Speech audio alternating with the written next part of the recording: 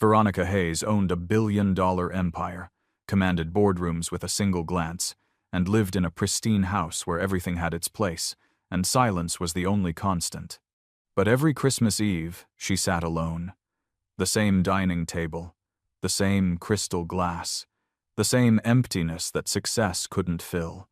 She'd built walls so high, even she'd forgotten what it felt like to let someone in.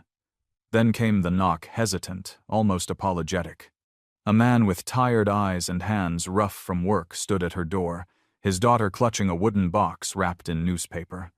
They lived next door, he said, just wanted to share a little joy on Christmas Eve. She nearly closed the door. But something in the child's crooked smile, something in the way this struggling father looked at his daughter like she was his entire world, cracked something inside Veronica she thought had died years ago. What she didn't know was that opening her door that night would shatter everything. Her carefully constructed life, her untouchable reputation, and the lie she'd been telling herself for 20 years. The world was about to find out that even the coldest heart could thaw, and some people would do anything to stop it. The December wind rattled the windows of Veronica Hayes's house, but inside, everything remained perfectly still. She sat at her dining table, one that could seat 12 but had only ever held one fingers wrapped around a crystal glass filled with wine she barely tasted. Through the bay windows, she could see the neighborhood transforming. Houses draped in lights, families gathering on porches, children running through yards dusted with fresh snow. Veronica had stopped decorating years ago. The house reflected what she'd become. Efficient, beautiful in its coldness, utterly empty. Not since the accident that had taken her parents when she was 16 had she allowed herself to hope for more. She'd built Hayes Industries from nothing, became the youngest woman to lead a Fortune 500 company by 35, tripled its value by 40. Now, at 43, she sat alone on Christmas Eve, surrounded by everything she'd achieved and feeling nothing but the cold. The knock came at 8:17. No one visited her unannounced. She considered ignoring it, but something about its gentleness pulled her from her chair. When she opened the door, cold air rushed in, carrying the scent of snow and cinnamon. A man stood on her porch, and behind him, a little girl peeked out with wide eyes. His jacket was worn at the elbows, his hands rough and calloused. The girl, no more than 7, wore a coat too big for her, and clutched a small wooden box wrapped in newspaper and tied with red ribbon that had clearly been used before. "I'm sorry to bother you," the man said, his voice carrying a soft southern accent. "We live next door, the blue house. My daughter, Rosie, wanted to share Christmas with the neighborhood." He glanced down at the child, whose face broke into a gap-toothed smile. "We made some things, and we wanted you to have one." Veronica's first instinct was to say no, but the little girl stepped forward, holding up the box, and Veronica found herself looking into eyes that held no judgment, just the simple desire to give. "Daddy says everyone should have something nice on Christmas, even if they're by themselves," Rosie said. The words landed like a stone in still water. Even if they're by themselves. Was it that obvious? "That's very kind," Veronica heard herself say. She took the box, feeling its unexpected weight. "Thank you." "Daddy made it," Rosie announced proudly. "He makes lots of things." The man flushed slightly. "It's nothing fancy. Just something I do in my spare time." He met her eyes briefly, and in that connection, Veronica saw recognition not of her business success, but of her loneliness. "Merry Christmas," he said quietly. She should have closed the door, but instead, she found herself calling out, "Wait, I didn't catch your name." "Lucas," the man replied. "Lucas Bennett. And this is Rosie. Veronica Hayes." She hesitated. "Would you like to come in? It's cold out here." Lucas glanced at his daughter, then back at Veronica, weighing the invitation. "We don't want to intrude." "You're not." And as she said it, Veronica realized it was true. "Please, I have hot chocolate." Lucas nodded, and Rosie bounded up the steps. Veronica led them to her kitchen, all white marble and stainless steel. She heated milk, found cocoa powder, and soon they were settled at the kitchen island. "How long have you lived next door?" Veronica asked. "About 8 months," Lucas said. "We moved here from Georgia, needed a fresh start after my wife passed away 2 years ago." There was careful neutrality in his voice that suggested pain being held at a distance. Veronica understood that intimately. "I'm a mechanic at Jensen's auto shop," he continued. "Do carpentry on the side furniture, mostly." "Is that what you made?" Veronica gestured to the box. Rosie carefully unwrapped it, revealing a wooden box made from cherry wood, with dovetail joints, and a pattern of leaves and vines carved into the lid. The interior was lined with blue velvet, with small compartments of varying sizes. It was beautiful, not flashy or expensive, but made with care and love visible in every detail. "Lucas, this is extraordinary," Veronica said, her throat tight. "Really?" "Yours has the most flowers," Rosie said. "Daddy said you needed something pretty." Veronica met Lucas's eyes. "That was very thoughtful." "You always look like you're carrying the weight of the world," Lucas said quietly. "I thought maybe you could use something that was just nice. No purpose except to be nice." The observation was so gentle that Veronica felt something crack inside her chest. This man she'd never spoken to had seen her in a way no one else had bothered to. They talked for another hour. Rosie chattered about 2nd grade and her best friend Hannah, who could do cartwheels.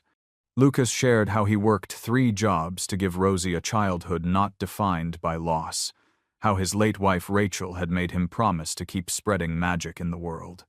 And Veronica, who hadn't shared anything personal in years, found herself talking about her parents' accident, about building her company from grief, about the loneliness of success. When they finally left, Veronica stood in her doorway watching them walk to their humbler house with its homemade decorations and warm lights. Through their windows, she could see a Christmas tree with paper ornaments. Stockings hung over a fireplace. It was everything she'd told herself she didn't need. But as she closed the door, she realized something had shifted. The silence felt heavier, the pristine surfaces felt colder, and the jewelry box felt like a question she wasn't sure how to answer. That night, Veronica didn't fall asleep thinking about work. Instead, she thought about a little girl's smile, about hands that built instead of managed, about what it might feel like to let someone in.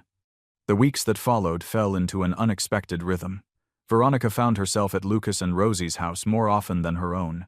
She learned Lucas's schedule: early mornings at the auto shop, afternoons doing carpentry, evenings devoted entirely to Rosie.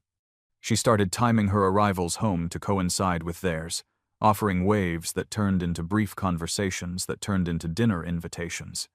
Lucas was an excellent cook, making magic from simple ingredients. He'd apologize for humble meals, spaghetti with homemade sauce, chicken and rice, but Veronica found them more satisfying than any 5-star restaurant. Maybe it was the company, or maybe it was the love she could taste in every bite. She started contributing to groceries that appeared on their doorstep, with notes claiming she'd bought too much, gift cards to bookstores for Rosie, new woodworking tools for Lucas that she insisted were just sitting in her garage unused. Rosie had taken to calling her Miss V, a nickname that made Veronica's heart squeeze every time she heard it. The little girl would run to greet her with unself-conscious hugs, drag her to see new drawings, to help with homework, to judge competitions between stuffed animals that Veronica learned to take very seriously. And Lucas was becoming something she couldn't quite define, but felt more intensely each day. Their conversations deepened, moving from surface pleasantries to real discussions about dreams deferred, mistakes made, fears that kept them up at night. They'd talk long after Rosie went to bed, sitting at his small kitchen table with coffee going cold between them, and Veronica would find herself noticing things she had no business noticing. The way his eyes crinkled when he smiled, the strength in his hands as he gestured while speaking, the quiet steadiness that emanated from him like a promise. She was falling for him. The realization came gradually, then all at once, during a moment so ordinary it shouldn't have mattered. They were in his garage, a cluttered space filled with tools and works in progress, and Lucas was showing her a rocking chair he was building for an elderly neighbor. His hands moved over the wood with such tenderness, explaining the grain and how to work with it. This is what love looks like, Veronica thought. Not grand gestures or expensive gifts, but hands that create beauty from raw materials, that build things meant to last. "You're staring," Lucas said, glancing up with an amused smile. "Sorry." She wasn't sorry at all. "I'm just impressed. You have real talent. It's just carpentry." But he looked pleased. "It's more than that," Veronica insisted. She moved closer, running her own hand along the chair's smooth arm. "You put so much care into everything you make." Lucas set down his sandpaper, turning to face her fully.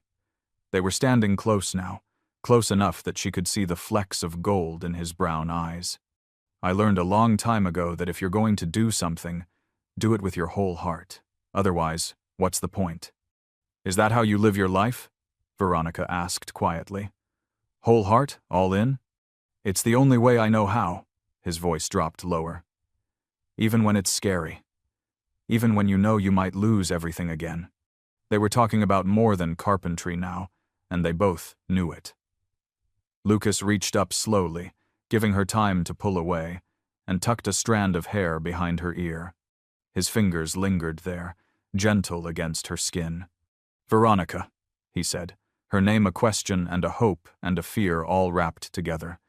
"I'm scared," she admitted, the words barely a whisper. "Me too." Lucas's thumb brushed her cheek.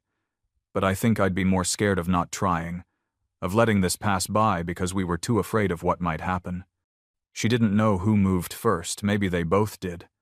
The kiss was gentle, tentative, a question being asked and answered in the same breath. Lucas's hand cupped her face with such tenderness it made her chest ache, and when Veronica's fingers curled into his shirt, holding on, she felt something break open inside her that had been locked away for far too long. When they finally pulled apart, both breathing unsteadily, Lucas rested his forehead against hers. "Well," he said, a smile in his voice. "That happened." Veronica laughed, the sound shaky but genuine. "It did." "Do you regret it?" She pulled back just enough to meet his eyes. "Not even a little bit." They took it slow after that, mindful of Rosie and the delicate nature of introducing new dynamics into a child's life.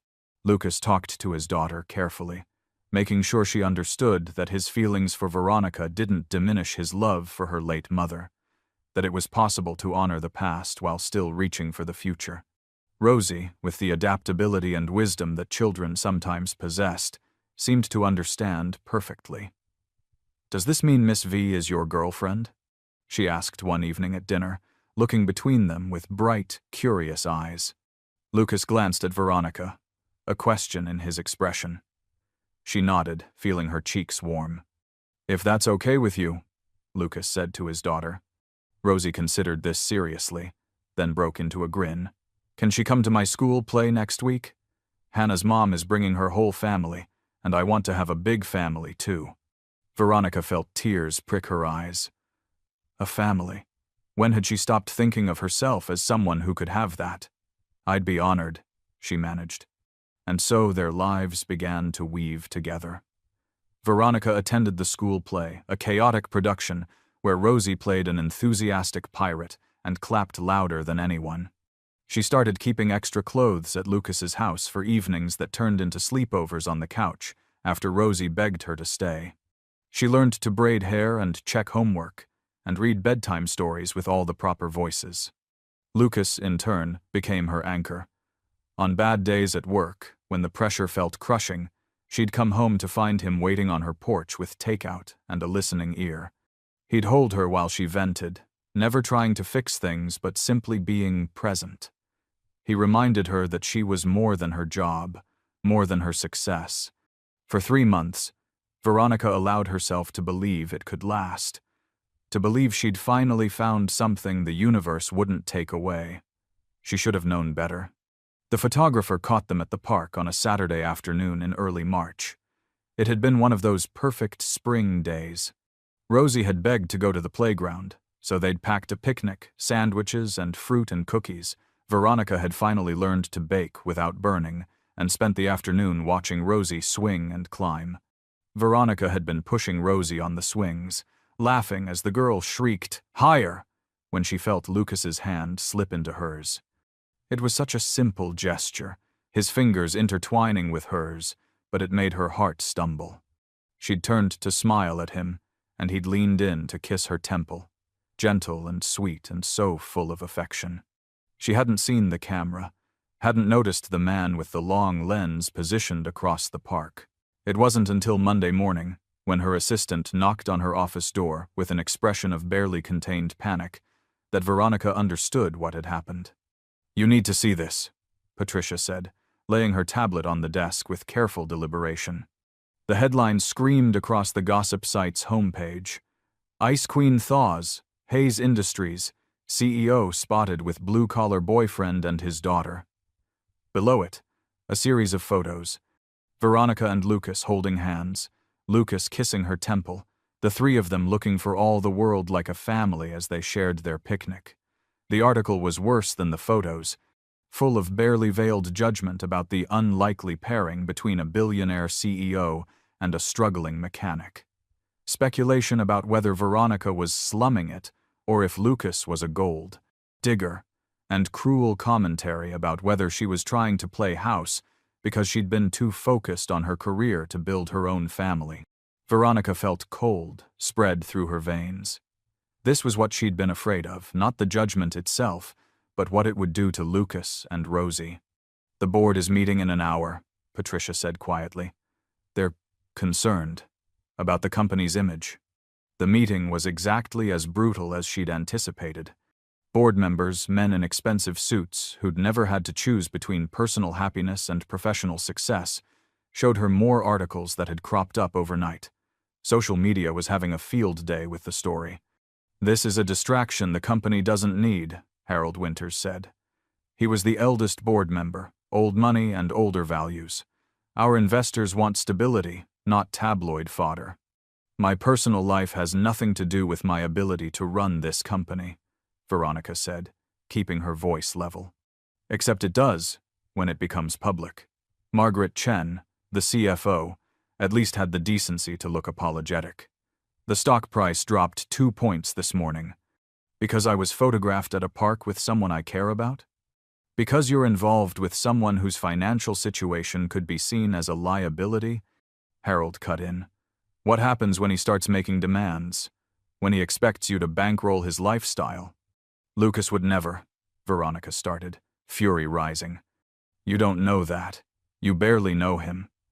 Harold leaned forward. 6 months ago, you'd never even spoken to this man. Now you're playing stepmother to his child. It reflects poorly on the company." The argument went in circles for an hour. Finally, Harold laid down what was clearly an ultimatum. "We're not asking you to end the relationship, but we are asking you to be more discreet. No more public outings. Keep your personal life private, or step down and let someone with better judgment take over." Step down. From the company she'd built with her own hands, that she'd poured 2 decades into, that had been the only constant in a world that kept taking everything else away. They were asking her to choose her career or her relationship. She left the meeting without giving them an answer. The house that had once felt like a sanctuary now felt like a tomb. She sat at her dining table and tried to figure out what she was supposed to do. The knock came just after sunset. She knew before opening it that it would be Lucas. He stood on her porch with his hands in his pockets, his expression guarded in a way she'd never seen before. "Can I come in?" he asked quietly. She stepped aside. He looked around at the pristine surfaces and she saw him seeing the distance between their worlds in a way he hadn't before. "I saw the articles," he said. "Rosie's teacher mentioned them. Some of the other parents were talking." "Lucas, I'm so sorry," the words tumbled out. "I never meant for this to happen, for you and Rosie to be dragged into—" "I know." He ran a hand through his hair, looking tired in a way that went deeper than physical exhaustion. "But Veronica," They're saying terrible things. About me, about my daughter. One article implied I was neglecting Rosie by letting her get close to you. That's ridiculous. Anyone who knows you. But they don't know me, Lucas interrupted, his voice rising slightly before he caught himself. That's the problem. To the rest of the world, I'm just some guy trying to punch above his weight. And Rosie, she's just a prop in some story about you. She's 7 years old. She shouldn't have to deal with strangers picking apart her life. So what, we just give up? Veronica heard the desperation in her own voice. Let them win? It's not that simple. Lucas finally met her eyes, and the pain she saw there nearly broke her. Everything I do, every choice I make, I have to think about Rosie first. That's what being a parent means. And right now, being with you means putting her in the spotlight in ways that could hurt her. How can I choose that? How can you not? Veronica shot back. Are you really going to let fear make this decision? Let other people's judgment determine whether we get to be happy? It's not about my happiness, Lucas said quietly. It stopped being about that the moment I became a father. My wants, my needs, they come second to hers. Always. And what about what she wants? Rosie loves having me around. She's 7. She doesn't understand what this means, how much worse it could get. What happens when she gets bullied at school? When other parents whisper about us? When she Googles your name and finds articles calling her father a gold digger? He took a shaky breath. I can't protect her from everything, but I can protect her from this. The silence that followed was crushing. This was the choice, then the one she'd been running from her whole life. Choose to love and risk losing everything, or close herself off and stay safe. But she'd spent 27 years playing it safe, 27 years choosing security over connection, success over vulnerability, walls over windows. And what had it gotten her? A beautiful house she hated coming home to. Christmas Eve spent alone, wondering what the point of any of it was if there was no one to share it with. No, she said, finally. The word quiet but firm. Lucas blinked. What? No, Veronica repeated, louder this time. I'm not doing this. I'm not letting fear make this decision. I'm not walking away from you and Rosie because the world has opinions about us, and I'm not letting you walk away either. Oh, Veronica, listen to me. She moved closer, taking his hands in hers. You're right that Rosie has to come first. You're absolutely right about that. But do you know what I think would hurt her more than anything else? Growing up watching her father give up on happiness because he was too scared to fight for it. Learning that love is something you run from instead of toward. Being taught that what other people think matters more than what we feel. It's not that simple, Lucas said, but there was less certainty in his voice now. Yes, it is. Veronica squeezed his hands. It's terrifying and messy and might blow up in our faces, but Lucas, I have spent my entire adult life playing it safe, building walls, convincing myself I didn't need anyone because needing people meant they could leave, could die, could hurt me in ways I might not survive. And it worked. I survived. But I wasn't living. What are you saying? I'm saying I love you. The words came out fierce, definite. I love you, and I love Rosie, and I'm not going to let a bunch of strangers with internet access take that away from me. From us. I'm afraid of going back to the way things were before you knocked on my door. I'm afraid of waking up 20 years from now and realizing I let the best thing that ever happened to me walk away because I was too scared to fight for it. Lucas was staring at her, his eyes bright with unshed tears. You love me? Yes, you idiot. Veronica laughed, the sound watery but genuine. I love you. I love the way you make breakfast for Rosie, even when you're exhausted. I love how you build things with your hands and put your whole heart into every piece. I love that you kept your promise to your wife, even when it must have been impossibly hard. I love that you see me not the CEO, not the success story, just me, and somehow think I'm worth your time. Veronica. Her name on his lips sounded like prayer, like promise. So here's what I'm going to do, she continued. Tomorrow I'm calling a press conference. I'm going to tell them exactly who you are, not some caricature they've created, but the real you. A man who works 3 jobs to give his daughter a good life, who builds furniture for neighbors who can't afford to buy new, who gives Christmas gifts to lonely strangers because his late wife made him promise to keep spreading magic in the world. She took a breath. Promise. And I'm going to tell them that yes, I'm in love with you, and that anyone who has a problem with that can take it up with me directly. What about your board? Your company? I'll handle them. And she would. I'm not giving you up, Lucas. Not for them, not for anyone. Unless, she faltered, suddenly uncertain. Unless you don't want this anymore. If you really think we should end things, if you believe that's what's best for Rosie, then I'll respect that. But don't make that decision out of fear. Make it because it's actually what you want. Lucas stood frozen for a long moment. Then, finally, he moved. His hands came up to frame her face, gentle despite the calluses. And when he kissed her, it tasted like salt and hope and second chances. I don't want to end this, he whispered against her lips. God, Veronica, I don't want to end this. I'm just so scared of getting it wrong. You're not failing her. Veronica pulled back just enough to meet his eyes. You're showing her what it looks like to be brave, to choose love even when it's hard. That's the best gift you could give her. What if it gets worse? Then we'll deal with it. Together. She emphasized the last word. You don't have to do this alone anymore, Lucas. That's what this means. Whatever comes, we face it as a team.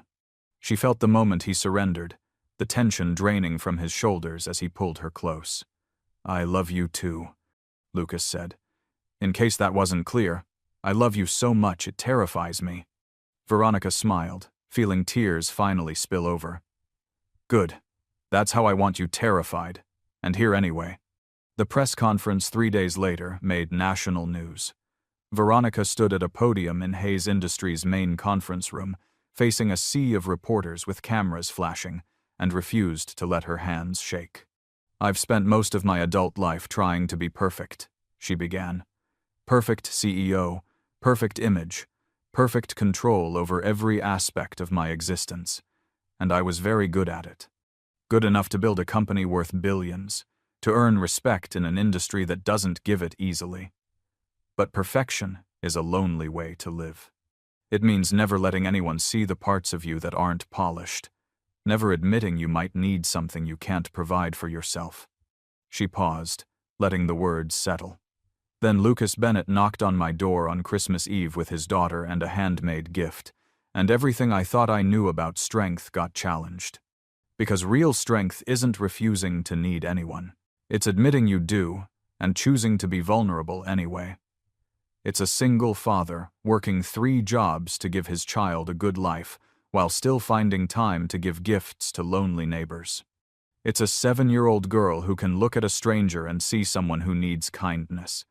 It's choosing to love after loss, to hope after heartbreak. The room was silent now, every reporter leaning forward. So yes, I'm in a relationship with Lucas Bennett. He's a mechanic and a carpenter, a widower and a single father, and the best man I've ever met. No, he's not wealthy or famous. What he is kind, hardworking, devoted to his daughter in ways that inspire me every day to be better than I was. And I love him. Questions erupted, but Veronica held up a hand. I'm not here to debate the validity of my relationship or justify my choices to people who don't know me. I'm here to draw a line. My personal life is not public property. Lucas and his daughter are not characters in a story for your entertainment. They're real people who deserve privacy and respect. Miss Hayes, what about concerns that your relationship represents a conflict of interest? A reporter in the front row stood up. There is no conflict of interest, Veronica said firmly. Lucas has no involvement in my company, no financial stake in its success, and no interest in anything except building a life with me. What about the board's concerns? Veronica allowed herself a small smile. The board works for me, not the other way around. I founded Hayes Industries. I built it from the ground up. And I will continue leading it while also having a personal life, Because I'm a human being, not a corporate robot. If the board can't accept that, they're welcome to find other employment. She fielded a few more questions before ending the conference and walking out with her head high. Her phone buzzed with a text from Lucas. "We watched. Rosie says you were braver than any superhero. I agree. Love you." The fallout was intense but manageable. Social media exploded with takes, think pieces appeared, and yes, the stock price took another hit.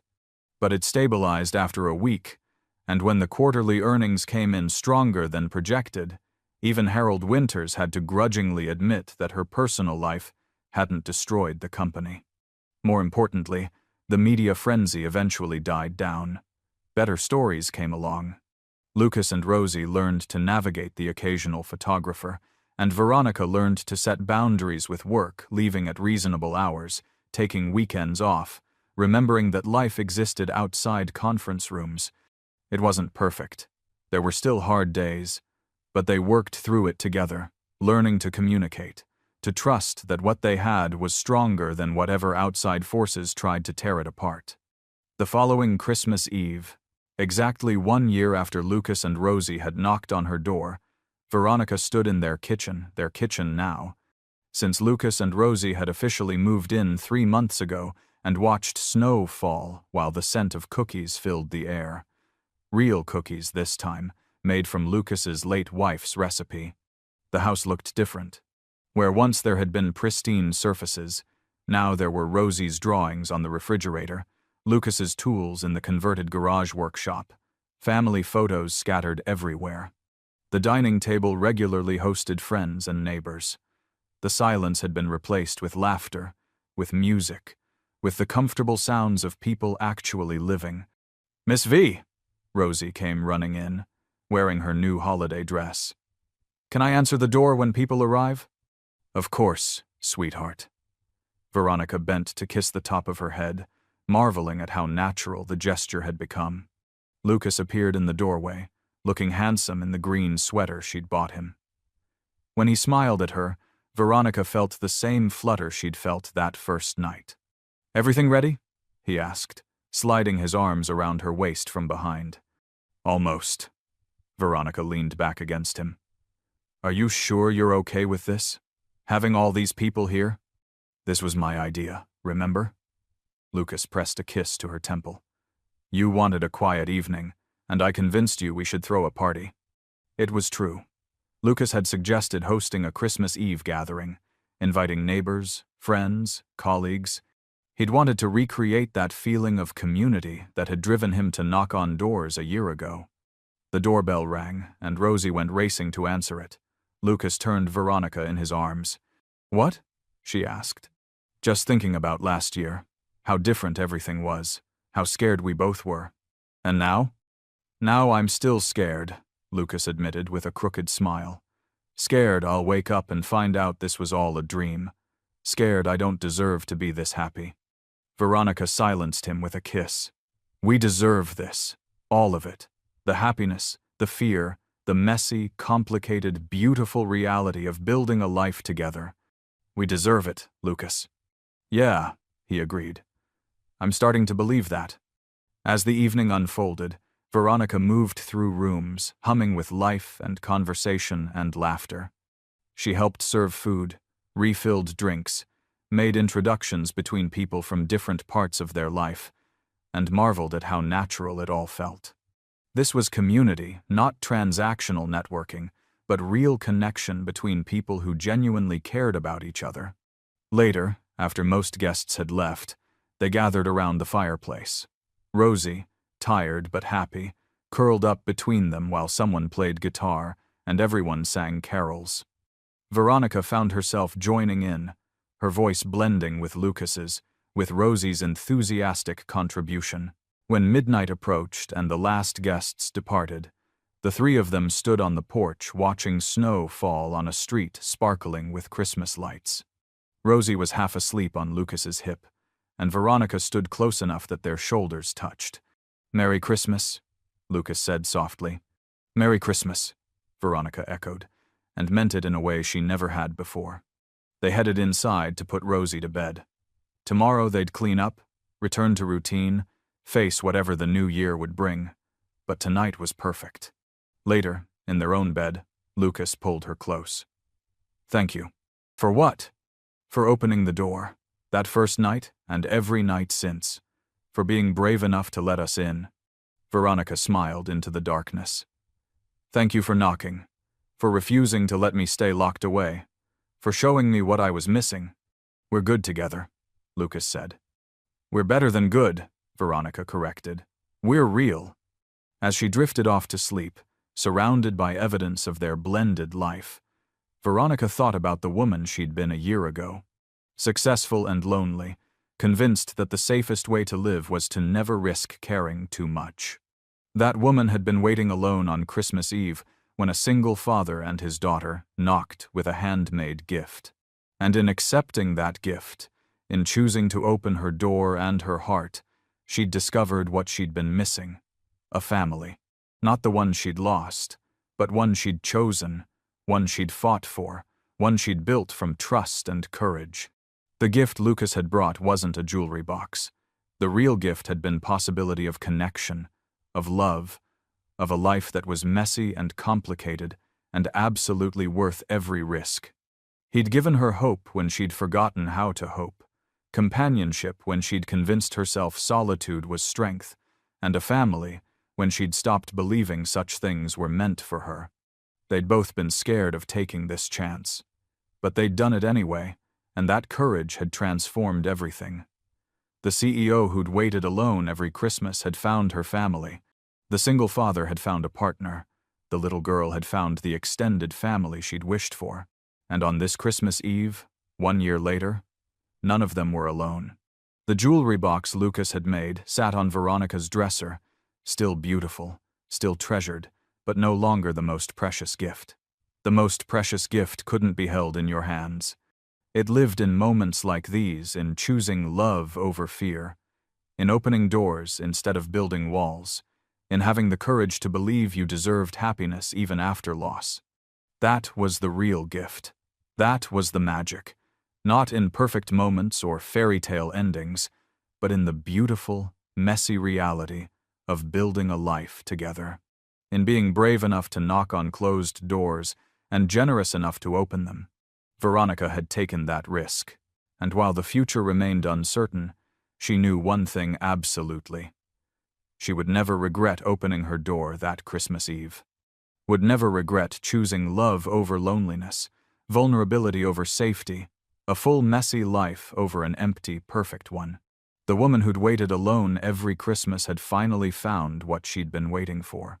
And it turned out the answer had been right next door all along, wrapped in newspaper and carried by hands that built beautiful things, just waiting for the courage to knock. All she'd had to do was open the door,